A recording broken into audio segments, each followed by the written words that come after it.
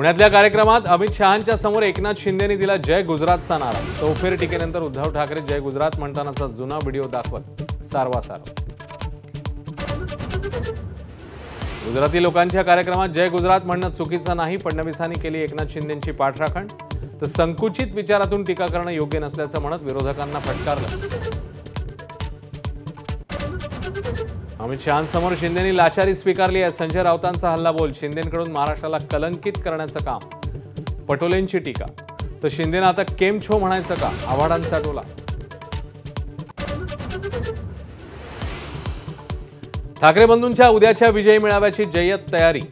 संजय राऊत, आदित्य ठाकरेंसह मनसेचे नितीन सरदेसाई, त्यासोबतच अभिजित पानसेंकडून सभास्थळाची पाहणी। मराठी शिकणार नाही, काय करायचं ते करा। प्रसिद्ध व्यावसायिक सुशील केडी यांचं राज ठाकरेंना चॅलेंज, तर ॲक्शनला रिॲक्शन मिळणार, मनसेची प्रतिक्रिया। एबीपी माझावरील कार्यक्रमात देखील केडी यांचा मराठी द्वेष कायम। मी हिंदी किंवा इंग्रजीतच बोलणार, केडी आडमुठ्या आणि हेकेखोर भूमिकेवर ठाम। मराठी भाषेवरून कोणालाही मारहाण करणं खपवून घेणार नाही, मुख्यमंत्री फडणवीसांचा इशारा। मीरा रोडमध्ये मनसेकडून तर ठाण्यात ठाकरेंच्या शिवसेनेकडून मराठीवरून मारहाण। नाशिक जिल्हा बँकेच्या सभेत कृषी मंत्री माणिकराव कोकाटे आणि शेतकऱ्यांमध्ये बाचाबाची। कर्जवसुलीच्या सामोपचार योजनेला विरोध, कर्जमाफी केव्हा मिळणार? शेतकऱ्यांचा कृषी मंत्र्यांना सवाल। स्टँडअप कॉमेडियन कुणाल कामरा आणि सुषमा अंधारेंविरोधात हक्कभंग आणण्यास मंजुरी। शिंदेंविरोधात केलेल्या कवितेवरून अडचणीमध्ये वाढ। परभणीतल्या सोमनाथ सूर्यवंशीच्या मृत्यूप्रकरणी संबंधित पोलिसांवर गुन्हे दाखल करण्याचे आदेश। औरंगाबाद उच्च न्यायालयाचा निकाल। खुद्द प्रकाश आंबेडकरांनी मांडली होती बाजू।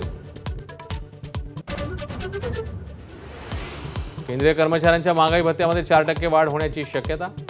चालू महिन्यापासूनच लागू होऊ शकते महागाई भत्त्यामधली वाढ। वाढ झाल्यास महागाई भत्ता 55 वरून 59% जाणार।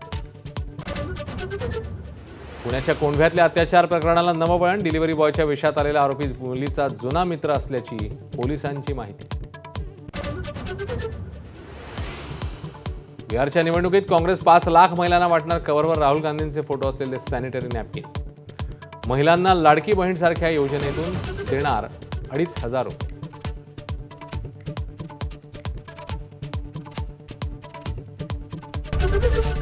एबीपी माझा, उघडा डोळे बघा नीट।